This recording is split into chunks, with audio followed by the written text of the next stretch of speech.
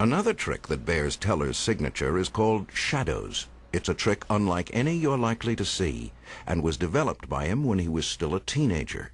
He was sitting in his room in candlelight. He was a rather melodramatic teenager, and he had some blocks from his childhood, and they were casting a shadow on the wall, and he pushed the blocks and you could see the shadow move, and then it said, "What a great effect."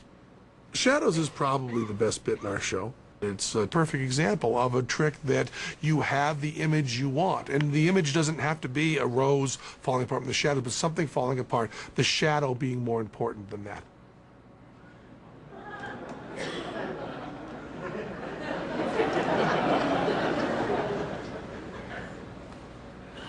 The first time I saw Teller do the shadow illusion, I actually cried.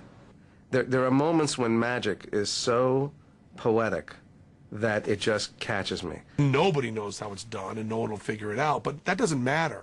You could do it a much, much simpler way, and the idea is so great and so powerful and so interesting that people would fool themselves just to make that image be real to them.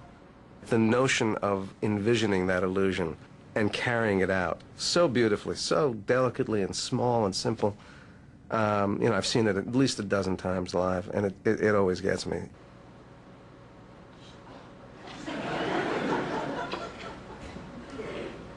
It was beautiful. It was a magnificent, simplistic-looking piece that suddenly something happened that you didn't expect. And it was also kind of gory, and that aspect of it was also beautiful.